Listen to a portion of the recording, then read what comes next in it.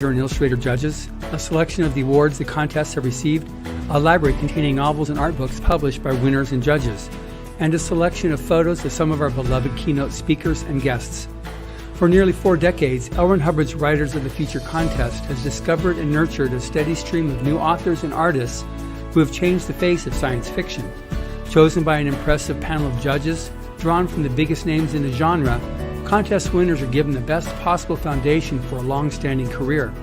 Now in its 3rd year, the Writers and Illustrators of the Future podcast continues to provide advice and tips from contest judges, industry professionals, and contest winners for writers and artists wanting to take their next step, along with needed inspiration to keep on going. If you are already a regular listener of this podcast, I thank you. If you are new to it, I welcome you to the weekly installment of the Writers and Illustrators of the Future podcast. This is John Goodwin, your host.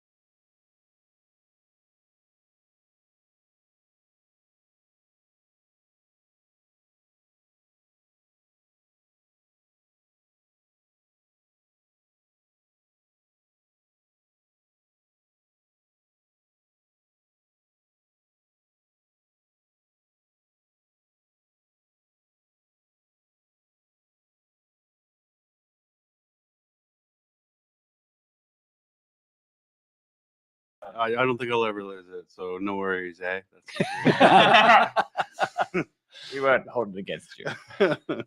This podcast I really wanted to do specifically with Australians, so we could really just blanket Australia with, for anybody who's an aspiring writer or artist, to take advantage of this contest.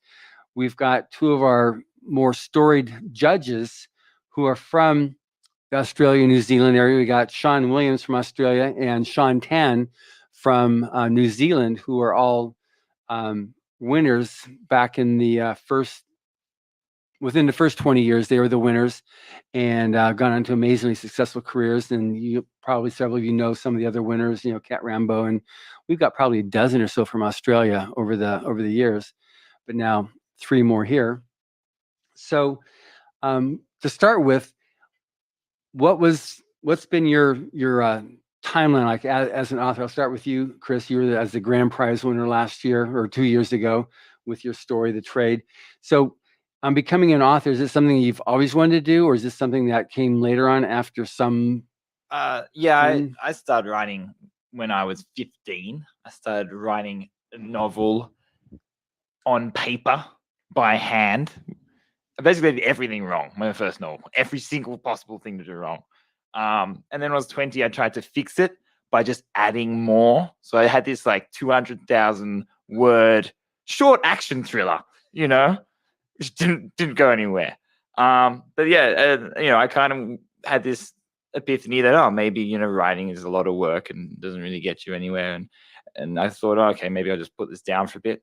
And then within 6 months, I had a different idea, and I was writing the next book. And then a similar thing happened. That did it was a lot better. It was a sci-fi. It was, kind of a, they go to a spaceship. They think they're just there to fix the aircon, but no, someone's been murdered and there's a conspiracy on board and they've got to investigate. That kind of book. Sounds good, actually. Yeah. It was, and, I got a few, the query letters got a few like requests in manuscript, but didn't really take off. And every time the madness kept coming back, and I kept writing another book until I eventually did a master's, because I figured like I'm obviously cursed. I might as well get good at this thing. And yeah, so I started writing short stories, and one of the short stories I wrote since those days, The Trade, was lucky enough to win the contest. Well, excellent. And Michael, yourself? So yeah, when I I used to love sort of doing creative writing in high school. I had a very encouraging English teacher. I used to love Clive Barker, if anyone knows him, Sure. Cosmic Horror. And I had an English teacher when she was teaching us Jane Austen, but I was writing stories about decapitations and awful things like that. And she would still encourage me.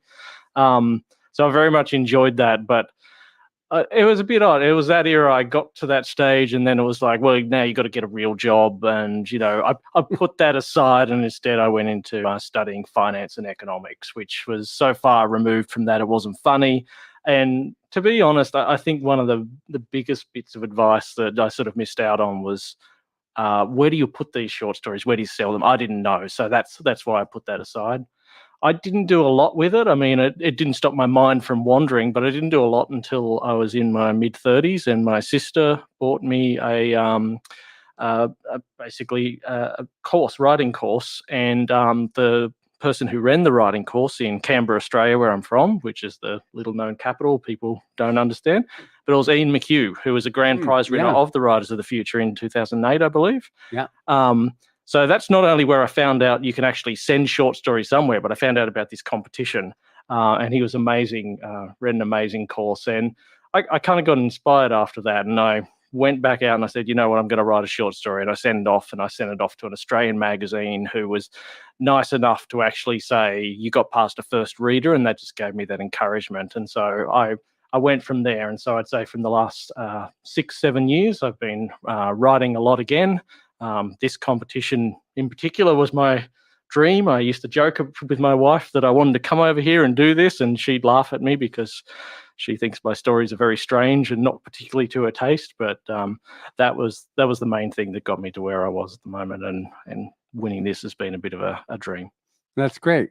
You're next. With me, it actually started with Ron Hubbard's work. When I was younger, I read one of his stories called Devil's Manhunt, and it was just like this action adventure thrill ride that was just like absolutely exciting. And when I read it, I just wanted to do that. I wanted somebody to read something that I had read and go on kind of like an adventure like that. And so I tried to replicate the story, and it was just like absolute garbage. And then I was kind of like, I never like submitted it because it was just, never like good enough in my mind to actually go anywhere. But I just kept on trying different action adventure stories and reading more and more of his work. And eventually, like many years later, I kind of connected that he actually had a writing contest, and I began to submit. So I've been submitting to the Writers of the Future for like quite a long time. I'm probably like the oldest person here who's submitted for the longest and never really won anything. I just kind of got up to the point, I think, where I was like a silver honorable mention was like the highest one. And then I kind of gave up, and then I just gave it one last solid kick at the can, and I was able to actually, surprise, be here now with the win. So it was really his work that like inspired me to kind of like live that action adventure and make people like want to feel something with your writing. So that's kind of like how I flowed. That's great. So on the subject of science fiction and fantasy, like what's the scene like there in Australia for science fiction and fantasy? It's interesting because the local publishers aren't shy of publishing YA sci-fi and fantasy, but you'll have difficulty selling adult sci-fi and fantasy. So a lot of the Australian authors tend to look to the US market in particular to publish their work. And I guess also, like when I did the masters at UTS, so many of the writers were actually writing spec fic, which is what we call sci-fi and fantasy sometimes. But they felt obliged to enter literary magazines because that was just sort of the done thing, and they didn't realize that literary magazines are great, but they are after a different sort of story, and they have a different focus compared to I guess the mind experiments that you can find in the sci-fi magazines in particular. So yeah, I guess we are kind of becoming a little bit of a satellite to the US market, to be honest. Yeah. But yeah, contests like this are kind of great because they give Australians a chance to get a level of support that we don't always get back at home. Like we don't get to hang out with Kevin J. Anderson too often. I know he came to Supernova 6 years ago or something, but it's pretty rare that authors of caliber come over to Australia. So this has been crazy to see this like The amount of totally stars. There's here. nothing like this in Australia or No. in Canada or wherever. Honestly, nowhere around the world. Yeah. No, it's amazing because you're going to have, obviously, you just had Robert J. Sawyer speak with you. You know, and Tim Powers, Jody Lee and I, obviously. But then you've got also about ready to speak with you, or you had Todd McCaffrey tonight. And then you'll have Dean Wesley Smith. He would happen to be the first person to be awarded 38 years ago. Yeah. Nini Kariki Hoffman will be here tomorrow. Larry Niven will be speaking with you. And they're also friendly too. It's not like I've done Worldcon before. I've actually even spoken at Worldcon about 3D printing. And there's a lot of people, and you just see the stars from a distance. But we had the chance to like get a beer with these guys and hang out, and that's just blowing my mind a little bit. That's incredible. Yeah, when we're doing this, you'll probably be down at the BarCon. Yeah, the BarCon. As it's professionally called. Yeah, exactly. Affectionately called. Yeah. Otherwise, for the purpose of this podcast, it was misnomered BarCon. It's actually an AMA. Ask Me Anything with the judges downstairs where there's chairs. And you can and they want you to ask questions. They want, and they're actually like really friendly and not standoffish, which I don't know why I was expecting that, but they want you to ask them questions. And they're like, I was talking to Robert J. Sawyer, and he's going to come back to me because he wants to think about one of the questions that I asked him. And they're just so friendly. It's inapproachable. It's amazing, honestly. For them, it's like I said when we were doing our drilling a little bit ago, they really, really, treasure this moment, that they're able to spend with you. You are where they were 20, 30 years ago. I mean, Robert Sawyer was writing to the contest as a young author, and it was Algis Budrus, the then coordinating judge, who gave him a 3-page critique to his story as a finalist. And he did the things to it, turned his short story to a novel, sold it, and disqualified himself for the contest. Kevin Anderson ended 19 times, and then he pro'd out. Nini Kariki Hoffman was a winner. Dave Farland was obviously a winner in Volume 3. Sean Williams was a winner. Eric Flint was a winner. Dean Wesley Smith published in Volume 1. So it's, that's in Illustrators, we have a similar type thing. It's now, it makes sense in almost 4 decades that you're going to have that, the wheel keeps on turning there. And so what happened for them, they want to do it for the next, generations. And hopefully down the line, then some of you will be in that position as well, because we're definitely not North American centric, with this contest, for sure. Even like I said, it's hard to get Sean over here. That's a fact. Either the Sean Tan will come when his kids grow up enough that he can actually get away for a week. And Sean Williams he's a professor now, so just getting him when he's not teaching, that's really rough. And that's the problem we had with Orson Scott Card. He loves teaching it, but he's a professor as well. Kat Sparks might come. She's very enthusiastic. Really? Yeah. If you I would love to. Just after this, let me know, and Kat, I want you to come. I'm not going to speak for Kat, but I would say hit up Kat. Yeah. Sounds like you have though. No, I remember when Sean Williams presented her in Seattle. That was the year that I also met Octavia Butler, and where she became a judge, like I said, for that short period of time. But that's where I met Kat Sparks when Sean gave her award. That was amazing. And we like to have that, just to keep on passing it down. There's so much great talent. Yeah, if I could ever be in a position where I'm like paying it back to the community, I would be very grateful and lucky. Yeah, no, Rob Sawyer, when we flew him out, I met him originally at TourCon, and that was interesting too, because Owen Hubbard had attended TourCon 1, and I had a photo of him that I presented at the convention at the opening ceremony. I presented it, and I arranged this that the guy who was the con chair in 1940, whatever, 44, when he was there to present, to receive the photo. We blew it up and really nice, framed, and presented it to him. But it was like hundreds of people were there at that presentation. Just they didn't know there was Owen Hubbard standing next to John W. Campbell and several other the bigger names of science fiction at that time, and in Toronto. Yeah. So on the whole thing of being a writer, like for yourself, Chris, what makes it so important to you to be a writer? I think I keep writing because I can't stop the ideas coming to my mind. This sounds like I have some sort of I'm on the verge of developing schizophrenia, but I pretty much write because I have these ideas, I have these great thoughts, and I just want to give them some life, and I almost want to share what seems in my mind like a beautiful world. I've also traveled a lot. I've traveled, I was in South America for 6 months, and that made me obsessed with traveling. So then I was in Korea for a year. I lived in upstate New York for a year. So I've seen a lot of beautiful things, and I just like the ability to share. I'm not only just sharing my stories, because everywhere I go, I talk to people, right? And so I like to just share that wisdom, share that beauty with the world. I guess that's what inspires me. And also, just the ideas and inability to stop, I guess, is also what's happening. Good. A writer has to write. Yeah, that's it. Okay, what about you, Michael? Yeah, a little bit of what Chris is saying resonates. I mean, you don't stop thinking about certain scenarios, and I think there's a point whether I'm putting it on paper or in my own head or just talking to people. I feel like someone who's always putting together stories and thinking about stories, but I'm sort of reflecting a bit on what Tim Powers was sort of saying in our course today.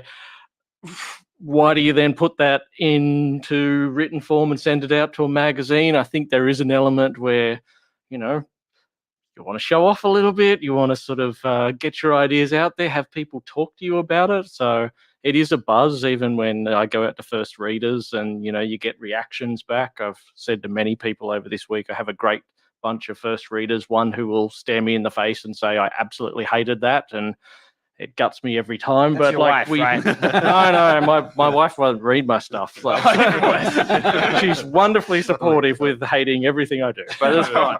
But she gives me the time to write it. No, it's a very good mate. But I find like we have a debate about things, and the idea of then putting stuff out and having others read that, I think that's it's good to put your ideas in paper, put them somewhere, as you said, but also hopefully occasionally put a few interesting thoughts out there which get people talking, debating, and maybe debating with myself, I think. That's great. And should I just make it just say JA? Sure. I'm easy. No, my parents call me John Anthony Becker, and then they just called me Tony for my whole life. So it's a bit of a confusion for basically everybody. John Anthony or Tony, whichever you prefer. So yeah, Tony or JA or John. It's no worries. I'm the same. I'm like a mixture of them, of like a compulsion to write, and then wanting like the intellectual stimulation of it. And then the other bit too, which is like tying back to what I was saying in the beginning, is like I want to put people in like the emotional and make them feel something, the same thing that you've felt when you read something. It was something like, it's not like I want to like raise consciousness or whatever, but definitely make them feel something, make them like excited, sad, happy, sort of raise their sort of state, or even drop their state of being, because it's just, I don't know, there's something inside you that just wants to do that, you know, like it's just I don't think I can quantify it, but it's just wanting somebody to feel something and sharing. It's kind of wrapped up like that. Oh, good. So now, Chris, you got a story called The Trade. So what's The Trade about? So The Trade's first contact story, and and also what inspired it too? Yeah, I was gonna say it kind of came from the Fermi paradox, which I always find inspiring, but also I was researching. You always find it inspiring. I'm happy for What a great question. What was it? Oh yeah, I found this I don't know, a resource online where you could go do a virtual tour of the International Space Station. Like you could do a virtual tour of a house.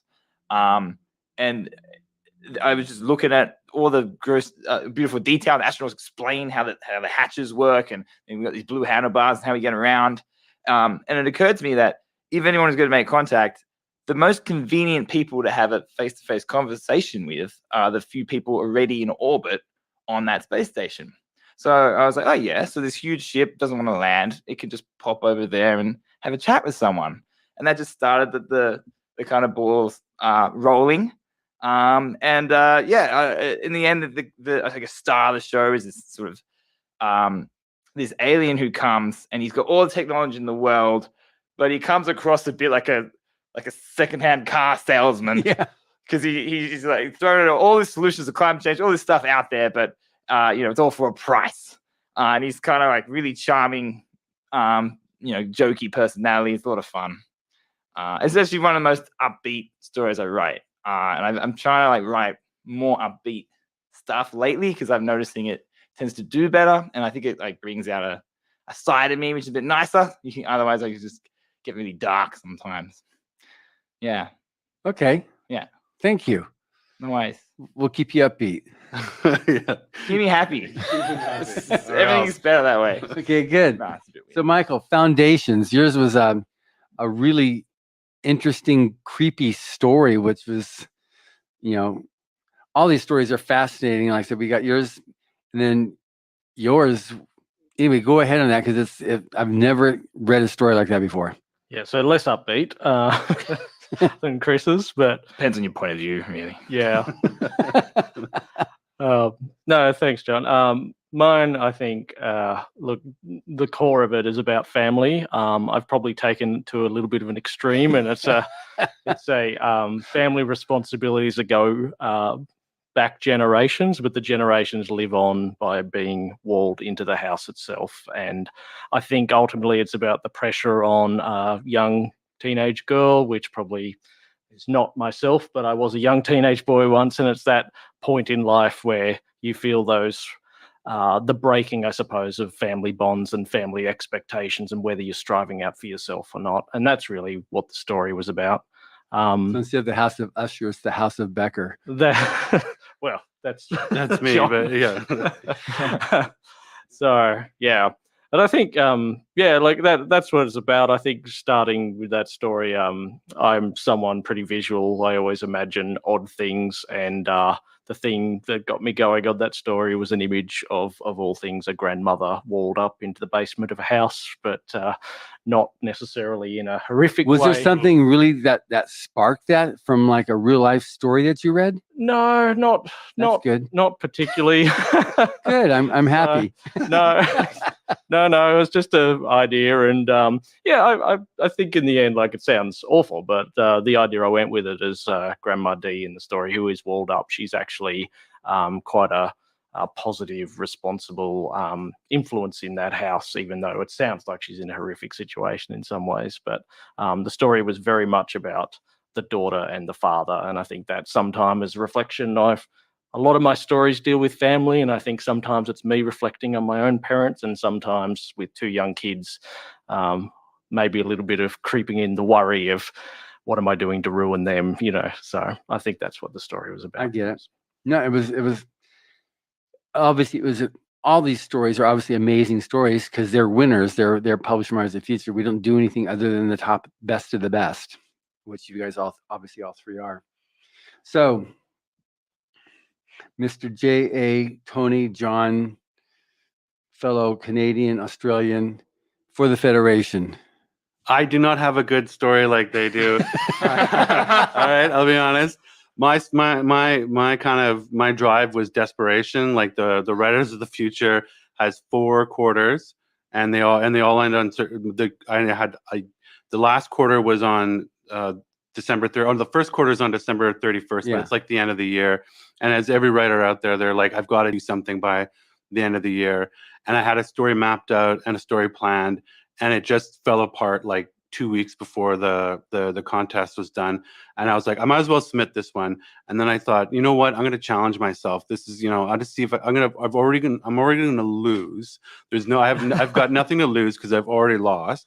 So I'm just going to just go for it and just write it. And so there was no inspiration. It was just desperation. And I just kind of flowed along and threw everything out that I'd started with, and I ended up with this story that is I'm pretty proud of, actually. So a little bit, just describe the story bit, because it's fascinating. But the story, anybody here knows about your story except for me. The story is there's a desperate woman in this story, and I think maybe some of my desperation perhaps leaked through into the story with her, and she's trying to save her son basically from. I don't want to give too much away, but these things in his head, and she's somebody who's she's not a capable mother. She's she's somebody who's like an Imperial Guard, who's like very like genetically modified to be like incredibly fast and strong. And so her motherhood, she's the most kick beep female you have ever read in any story ever. Yeah, so she's indestructible, yet there's like this thing where it's like she doesn't know how to be a mother, and she doesn't know how to like care for somebody, yet but she so wants to be. Yeah, she has to, because her son is like dying. And so there was this kind of, it flowed along from there, and like there is desperation in what she's trying to do. Yeah. She only has so long, and I only had so long before the contest submitted as well. So it was one of those things where you don't kind of like, you don't have the time to overthink, you don't have the time to over edit, and then you just kind of like just push it out and like never expect to hear from it again. And then I heard Joni call me like months and months later, and it was like the wrong number or something, or I felt like she'd mixed it up and called the wrong person. But yeah, I don't really have a great inspiration story other than the desperation of a deadline, really. Well, that's what Kevin Anderson said. That's the reason, that was one of the things that he most got out of Rise of the Future, was learning to write for deadline. That was his inspiration. Sometimes just that alone, I've got to get my story in. So on, you made a comment about your call from Joni. So any particular, besides it was a wrong number, any other reaction you had to getting that call from Joni that you were a finalist, and then the call that you were a winner? Yeah, I just kind of didn't believe it, honestly. I knew the contest, and I knew that you would get called, but I wasn't nervous between the thing, because I assumed that it was not going to happen. I was just so sure that it wasn't, because I'd been submitting for so long, and I never even got a phone call or finalist in the first place. So it wasn't really a big thing for me. It was a wrong number. I didn't really believe it was her, but she convinced me it was. And we had a little chat about actually some of Ron Hubbard's work. So I was pretty sure it actually was her. And then when she called me back to tell me that I had won, I was absolutely flabbergasted and shocked and delighted, because it was huge for me. It was absolutely massive. Well, that's great. I mean, you've been working on it, you said, for like way too long. No, it takes as long as it takes. Yeah. But yeah, submitting to the contest for a long time, reading and writing and taking courses to try to improve yourself over the course of time. Yeah. That's great. What about yourself, Michael? Yeah, look, it's a very, very fond memory. The first time I heard from Joni, I'd been submitting to the contest for a while as well. I think I had maybe not quite as long as Tony, but I definitely had a couple of silver honorable mentions and a couple of honorable mentions. And as I mentioned before, I joke with my wife, ongoing joke, this is the aim. I'm going to get this thing. We're going to go over to LA, that sort of stuff. And when I put the story in, I thought it was, pretty good, but you never know with these things. And I think Joni has in her head that I screen my calls for her, because I don't think I've ever picked up the phone when she's called me directly. And the first time she rang me to tell me I was a finalist, we were actually traveling overseas the last time before COVID hit. So the last time since this trip. And we'd hit in Australia a bit of a black spot. There was no mobile reception, and we pulled up and dings has a message, and it was Joni there. And I was trying to work out how to actually call her back and what the country code was and stuff. And yeah, she explained the finalist thing, and like I was very excited about that. But instantly I overthink these things, and you sit there going, well, 3 in 8 chance. I mean, that's great, and I'll be really happy, but then I'll also be disappointed. And is that like, a chance, etc. We end up flying over to Bali, Indonesia with our kids and with some friends, which was really nice. And again, when Joni called the next time, I didn't have my phone with me, and I went straight to message bank again, and the frantic sort of, you need to call me now sort of thing. And again, as I was trying to work out country codes while being in another country, and she called me again.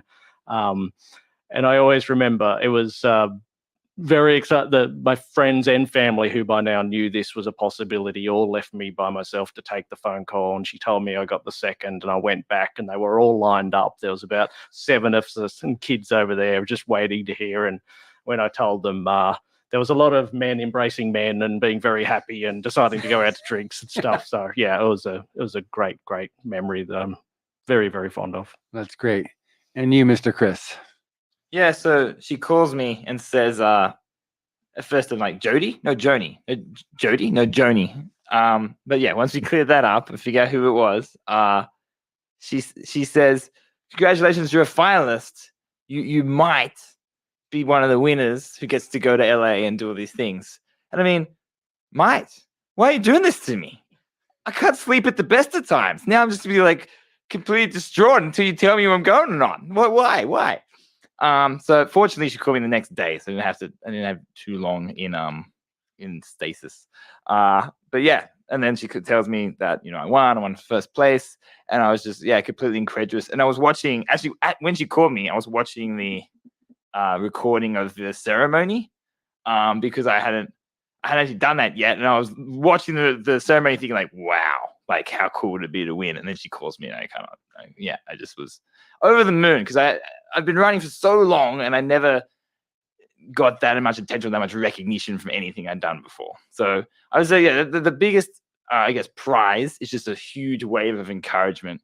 And you've been writing for a long time. We get a lot of rejection letters. We get really hard, so that wave of encouragement for me, was just a real push, I guess, to keep going, to keep trying. And so see what happens. I'm kind of pitching a new book at the moment. And I've got another book lined up. We'll see what happens. It's still going, basically. Awesome. That's great. So what, did any of you take the online writing workshop? Yes. Okay. So what was that like?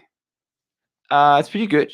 I particularly enjoyed the sections from Orson Scott Card. There was one part where he said, "Oh, this part about endings is great." He's like, "Your ending, stop freaking out about your ending, right? Your ending is just whatever momentum you've got in your story, just let it glide down to where it's supposed to end. It should be completely effortless. And then boom, there you are, you've landed. That's your ending. If it's not effortless, then that means there's actually an earlier issue. Like you got to change the middle, or you got to change the beginning. Because if you force the ending to go in a certain way, then it's going to not read like a I guess a natural story. It's going to read as if the author came in there and like wrangled the characters to where they were supposed to be." And that's completely, I've just found it so helpful, because now I actually rewrote the ending of this novel, sort of Arabian Nights inspired novel I'm pitching at the moment, based on that advice. And yes, it was just completely like, just calm down, let it land what's it's supposed to. Oh, it feels much better now. Oh, that's great. Yeah. So now on the workshop itself that you've been going through this week, what's been like the highlight for you so far? I just think, first of all, like Tim and Jody, I'm just so impressed with how they riff off each other. It's like they've been doing this for like 50 years together. Yeah, this is their first time. Yeah, well, that's what I thought. But they're sort of amazing, but they're not like necessarily giving the same advice. You're getting nice iterations on it. There's even been some interesting, differences of opinion along the way. But I've really been quite impressed with sort of the advice they've passed on about writing in general, but probably a lot of the stuff I've never turned my mind to as much on, the business side, the representation side, what's next about, different views on how to get an agent, what to do with an agent, when to get an agent, the business side of publications, things like that. So even if I'm not quite, like Chris pitching a novel or anything, or up to that stage, they're the sort of things I feel like they're not as readily available just by having a chat to your writing group or gathering online. And I found that really, really insightful and helpful, and hopefully something I can apply in the future in a couple of years when I'm ready for that sort of thing. Great. And yourself, Tony? The coolest bit is kind of the people. The judges are awesome as well, but it's like meeting these guys. And did you know each other before? No, we didn't know. We all kind of came on the same flight and kind of met at the airport, and then just knowing them and meeting them and knowing, it's absolutely fantastic and inspiring to meet all these other people as well. So I don't know, the judges are awesome too, and learning a ton, which you will learn a lot, but also the people and that there's other people out there in the same struggles as you, and what they've done and how they're thinking of things and advice and tips and stuff like that. It's the community of people as well that's probably the best part of it. Great. And yourself, Chris? We just actually had a session today with Robert Jay Sawyer. Yeah. Jay Sawyer. I was going to say, forgive me if I mispronounce this. And he hit this concept, which has kind of been occurring to me lately, but did very well, which is, and they don't talk about it. I've done a master's of creative writing. They don't mention this, which is, I guess, the saleability or the significance of your work is not just about how well it's written, but it's the theme of your work, or I guess the topic and the crux of it, and whether that's of interest to people. For some reason, writers don't often talk about that. They're all about, oh, it's a great story. But does anyone care about that story? You know, that's such a huge element as to what makes a good seller or what makes a significant work. I feel like journalists are actually more aware of that space than we are. So yeah, I've got to the point now where I have too many ideas and not have time to write them. So I have a folder called novel ideas. There's about 12 half-baked outlines of novels in there. And yeah, from now on, basically, when it comes time to write a new novel, I basically will go through there and I will think about which of these topics or which one of these ideas can be applied to a topic most significant. Right. And yeah, hopefully that will kind of, steer my work some in the future. We'll see. Stay tuned. We are definitely tuned. So in Australia, what would have helped you along the way as an aspiring writer with whatever the barriers are in Australia? What would be the things that would be best, that you'd love to see resolved or improved upon to improve the scene of science fiction and fantasy in Australia? I think Canberra's got a good community going on. I think Sydney needs to do a better job of gathering a spec fic community. I don't know if we need to make a guild similar to how Canberra does, but a lot of the spec fic writers I know who work in Sydney were working in silos, working, in the dark for way too long. And it's only after that we've kind of found each other, we've been able to share stories with each other, that we're starting to get to some level of success. And I guess this competition is great because it's free to enter. You got nothing to lose. If you think of entering, stop thinking, just enter, just add it to your list of places to put stories. Because one of the things you can get out of it, and even the forums, you don't even have to be a winner. You can go to the forums there and you can start looking for a bit of a community of like-minded writers. We also have the Rise of the Future forum too. I don't know if you're familiar with that. Yeah, that's what I meant. That's Rise of the Future forum. Okay, good. Yeah. Good. And do you have any thoughts of what would improve the scene? I think, this is always a hard one because I suppose it's partly a commercial thing, but I'm really grateful. We have a couple of great speculative fiction magazines, I think, in Australia. They're not necessarily professional, but we've got Aurealis and Andromeda Spaceways. Aurealis has been pro at some stage. And I think they're very good at providing on personal feedback on stories. But I think over the years, and even in the short time I've been doing it, I feel like more small Australian magazines have dropped out of the market than have been added. Unfortunately, that's been happening. Yeah, not just in Australia. Yeah. So look, it's there's obviously no easy fix there, I suppose. But with the shrinking market, I just think magazines that are actually dedicated to promoting at least some space, like Aurealis has 2 out of 3 stories go to Australian authors. That I think very much helps. That's all. Mm-hmm. And any thoughts?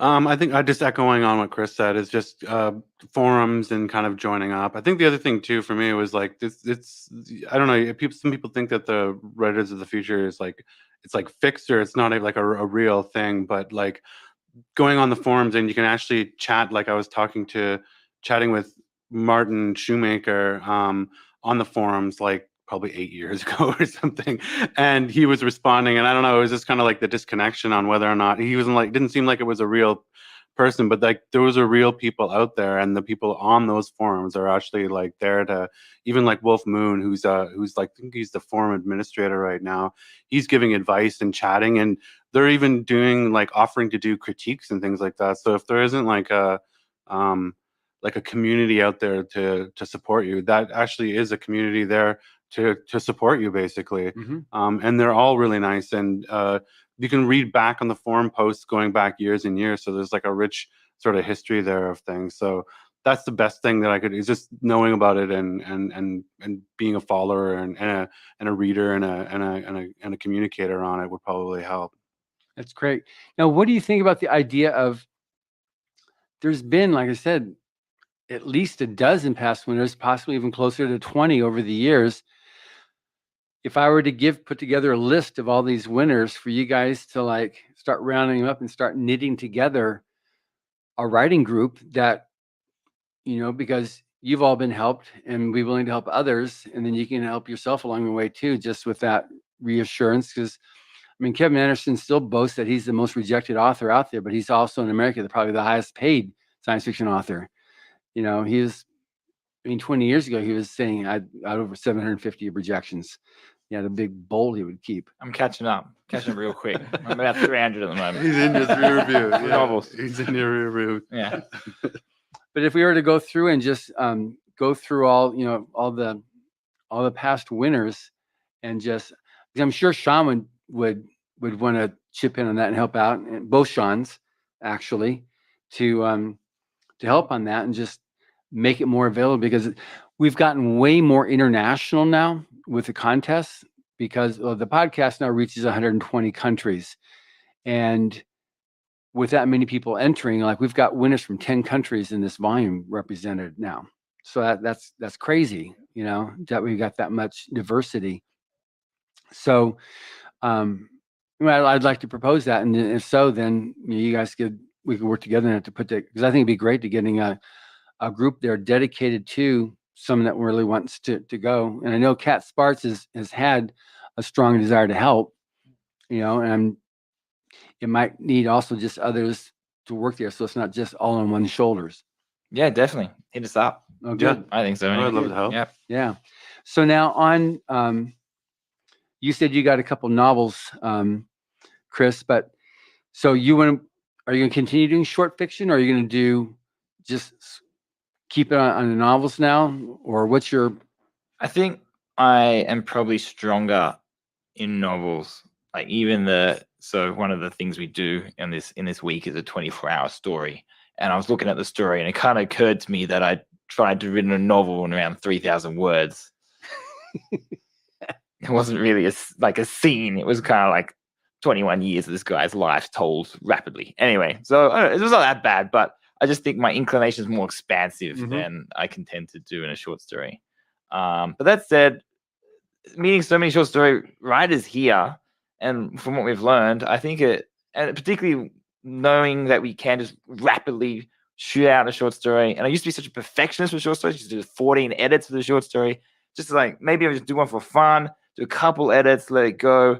That might be great. Because I always say to like any aspiring authors, there's probably a few aspiring authors listening, you got to make sure that writing is fun, because it takes a long time to get anywhere, a long time to get any recognition. So you got to make sure you're doing it for yourself, and you'll make sure that you don't push yourself too hard and get too perfectionist to the point where it's no longer fun. You got to enjoy yourself. A good metaphor is, for some reason, when people start writing, everyone immediately says like, "Oh, you've been published." But like if someone picks up a guitar and starts learning guitar, no one says, "When's your next concert? When's your album coming out?" No one says that, right? Yeah. So just like when you start writing, you are like the person picking up the guitar. It's going to take a little bit of time to get into it. So make sure you enjoy it. Try and find some people to, play guitar with, make a band, whatever you might do. And it'll be, a more pleasurable experience. Good. That's very good advice there. And it's also, the forum is definitely about that, because you're not going to find somebody, you're guaranteed you're not going to find somebody that's going to like rain on your parade. Because a person's allowed to rain once, they're given a warning, they do it again, they're banned from the forum. That's not part of any successful pattern of making a writer. What about yourself? I feel like I'm a real contrast to Chris. I love short stories. I read a lot of short stories. I certainly, haven't ruled out at some stage doing some longer stuff. I've explored doing, novella length kind of things. But yeah, short stories for the immediate future. Love a rejection letter. I think Tony and I were talking this morning about middle of this 24-hour challenge. Yeah. We both opened our emails this morning, and just to give us a boost with what we were drafting, we had a form rejection waiting for us both. I got actually 3 over the last 2 days. Oh, there you go. So it's part and parcel of it. I enjoy that experience. I love a good edit, so I do edit too much, but I find it fun. I think even this morning, what did I send mine off 2 minutes before 2 p.m., but that's because I was giving it my 4th edit in 24 hours. But yeah, short stories, particularly, I like a bit of horror, a little bit of dark fantasy, a little bit of just the new weird category. So that's where I'll be going. Okay. And you, Tony?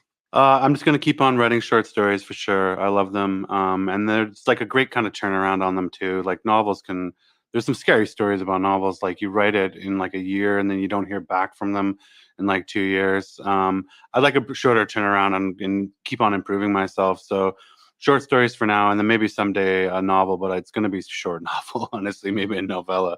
I don't have the patience for it, honestly. Yeah, short stories for me. Okay.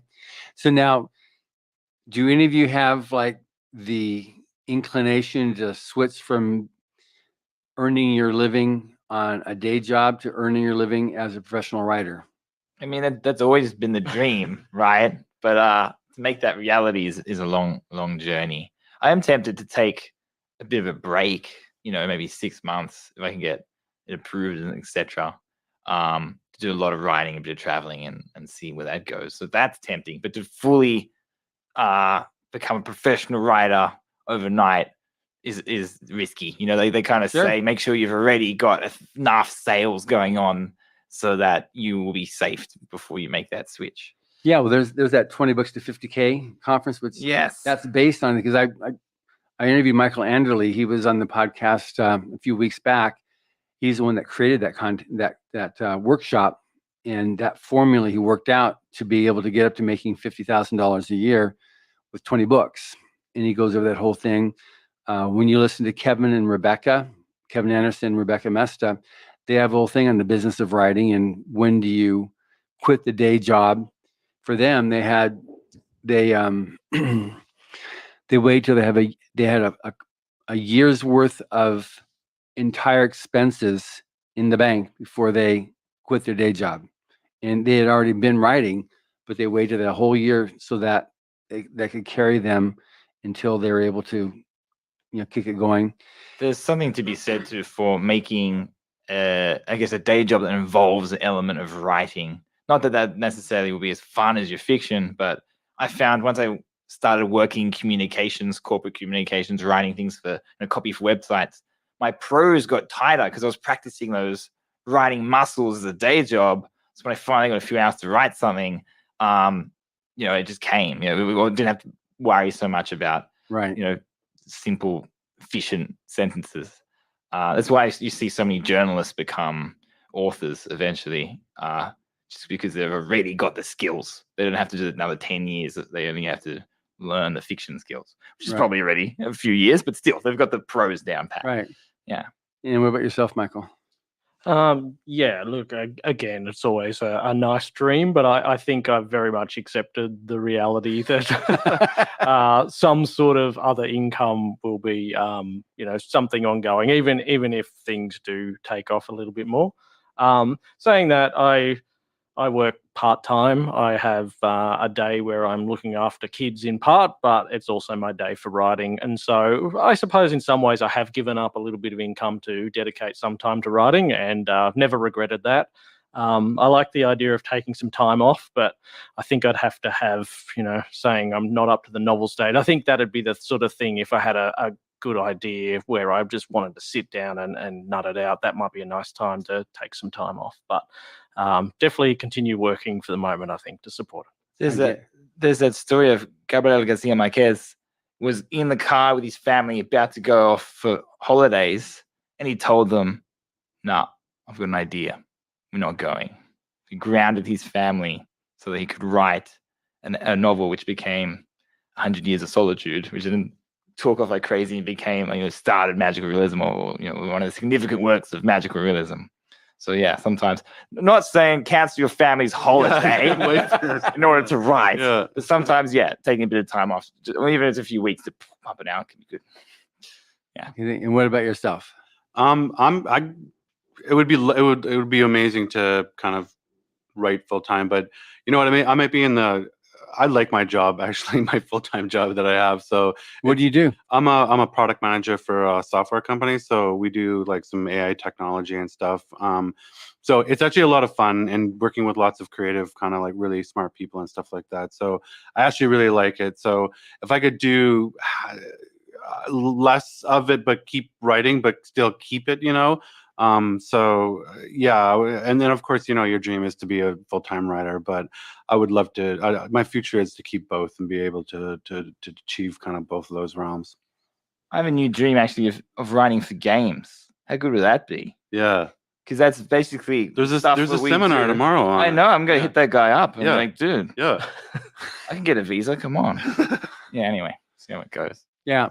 Now, one thing too is, like Dean Wesley Smith, he'll write a lot of times, because Hubbard he aspired when he was first studying, aspired to be more like Hubbard as an author, because he had a 92 words a minute creativity on writing stories. He'd just write a story 92 words a minute. He could type like 140, but that was his creative speed.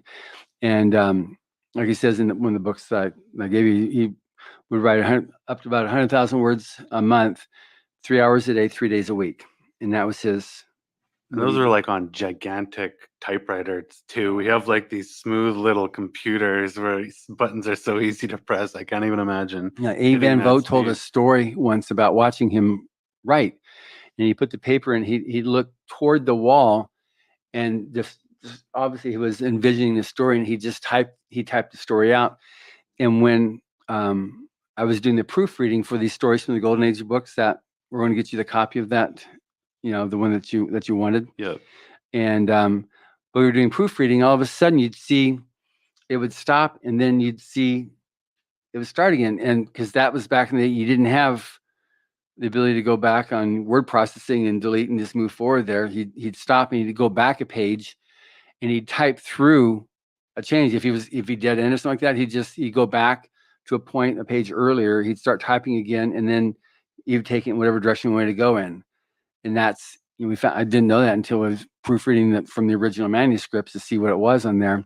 But it was amazing. It was just his creative speed. And that's something that Dean will get into as well, that when the story first goes down, it's got the most creation there. Everything's the freshest, and the more you polish it, the more it'll get more subdued because you get, the edginess of the story starts going away. Because Dean's got a magazine that he publishes. He writes every story himself, and it's a monthly magazine. And he said he hasn't missed an issue in however many years. And then this last year, he had a goal on his 70th birthday. He wanted to publish 70 books on his 70th birthday, and he made his target. I mean, he is amazingly prolific. So we'll be talking to you tomorrow, and he's an amazing inspiration. Yeah, what I have over there, that's the first volume there. That's Rise of Future Volume 1. Oh, cool. Oh, that's what he's okay. That's his. Yeah. Yeah, he's in that one. So is Nini Karika Hoffman, who will be speaking to you, I guess, tomorrow or Thursday. So on in terms of advice that you would have then for the aspiring writer, either based upon what you're going to run into Australia, or just what you ran into, period, the things that you were almost ready to quit, and then you did this to keep you from doing that. So what would you say to the aspiring writer that kind of help preempt a strike on something that you had to overcome so that they don't have to? Yeah, well, if you're listening to this, you're probably already on the right course, because you've already figured out that you're not alone. You figured out that there are resources out there to try and, I guess, find talent. And it can feel like there isn't, but it totally is. Contests like this, searching for talent. So in the end, just try and keep having fun. I was saying earlier. Yeah. Keep submitting. I guess you got to get, like, rejection letters are just part of life. I think what you were saying. It's a terrible earlier, life, Tony. Honestly. No, but it is. It is. But almost like, if you understand that's the default, right? And Yeah. anything more than a generic rejection letter is good, Yeah, that's true. then and that's the mindset you have to, I guess, take when you start showing your work around. Once you go there, you can only move forward. But yeah, and then try and find some people like you, because no doubt there are people like you in the area, and that can be a bit tricky. But once you find some other people to throw work at and read their work, you learn a lot from reading work, even if it's not even the best work, because sometimes you learn from other people's mistakes, for example. Yeah, it'd be good if they read volume 36, because then they could find your story in there. You saying my story is full of mistakes? Is that I'm kidding. For example, yes, you can read all our stories. Actually, reading Rise of the Future is good because it's a standard which is very high but not unattainable. If you go straight to reading Asimov's, it can be like alarmingly like, why is that story better than that story? It can just be a lot. But to read this work, it kind of gives you a bit of a hope, I guess. Like one day you can get there, and totally you can. It's the only publication that will publish 12 new, sometimes 13 or 14 new writers a year.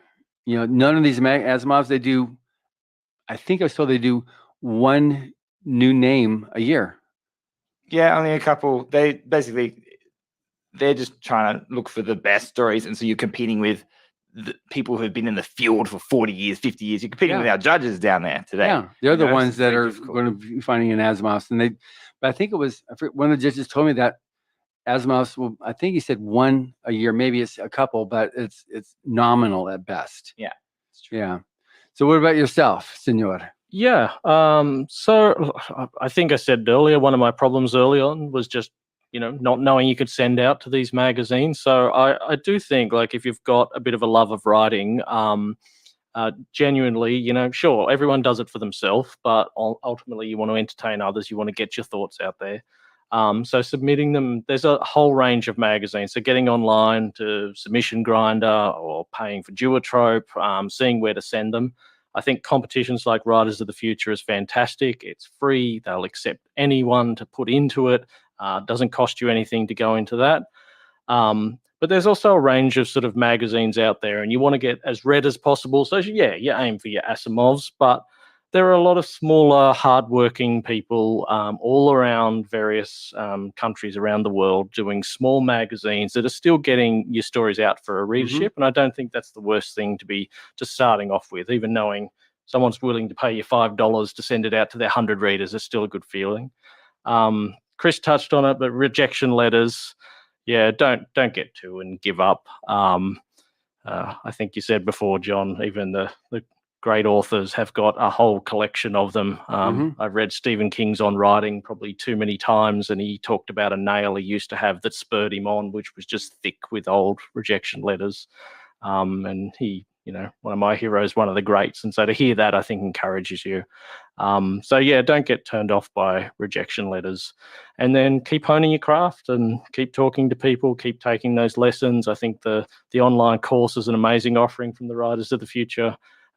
Things like that to keep improving. And then if you love it, keep doing it, keep sending them out. And eventually I think people can improve and start getting picked up. Good. And yourself, Tony? I don't know if I could add on anything to what these guys said already, other than just like, in your kind of hard, like it's going to be really hard being a writer and getting rejected after rejection after rejection.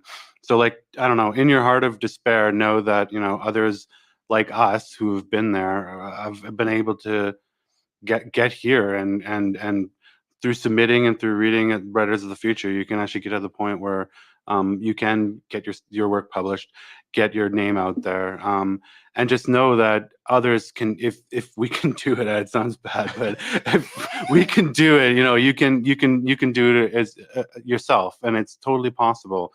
I'm not paid to say this. I'm not like a fake person or whatever. It's like, I struggled as well, and can get very dark because it's your own personal work that gets rejected, in some cases horribly. And, you can do it. It's possible. That's why we're all here. Good. Yeah.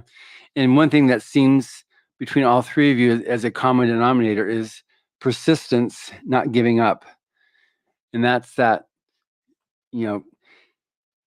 not to fall into the trap of saying, "Oh, I'll never get it." It very much could be that next story.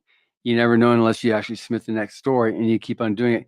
But the thing too is that a writer becomes a writer by writing.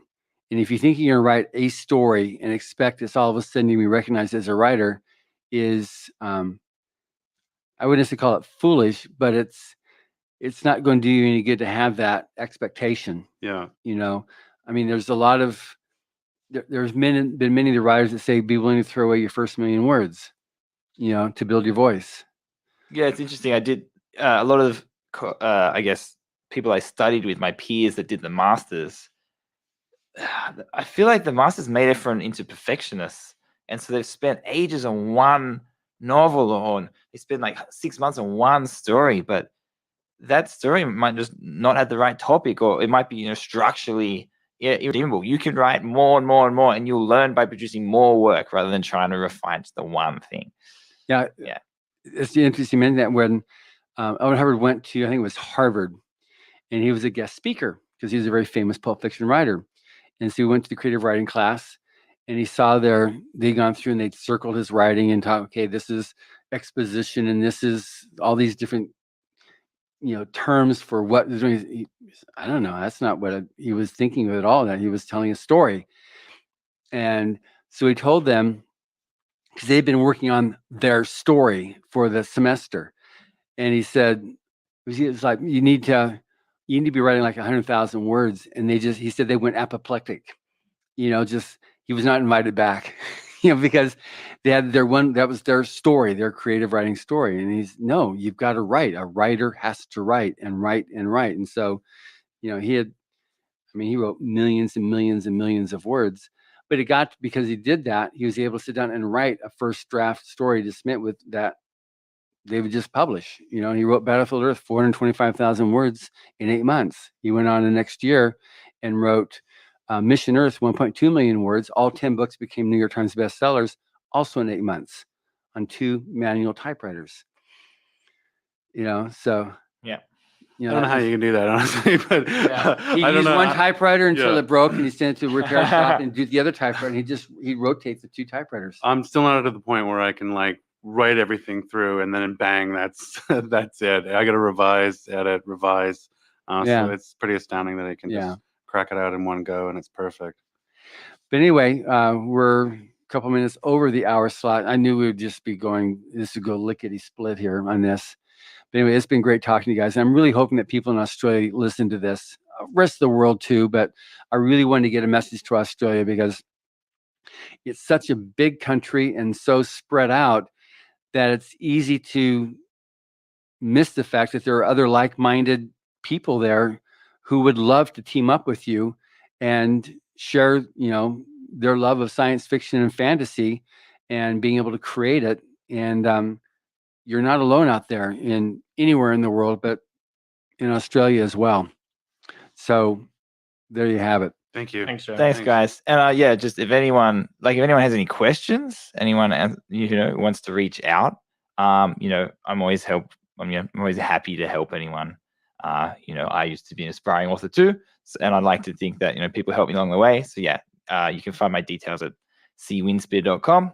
Great. And Michael? Yeah, I've got a website at michael-s-gardner.com. So there, it's got my details there, where I've been published and that sort of thing. Excellent. And Tony? My website is ja-becker.com. ja-becker.com. Yeah. Okay, good. All my details there. Excellent. Thank you very much. Thank you. And thank you very much for listening. Subscribe to the Writers of the Future podcast wherever you get your podcasts. The Writers of the Future podcast is available on SoundCloud, iTunes, Pocket Casts, Stitcher, Player FM, iHeart, and Spotify. We've also been syndicated on the United Public Radio Network, where you can find these podcasts as well. The Writers of the Future series can be purchased wherever books are sold in the U.S., Canada, the UK, Australia, and South Africa, and available everywhere else on Amazon.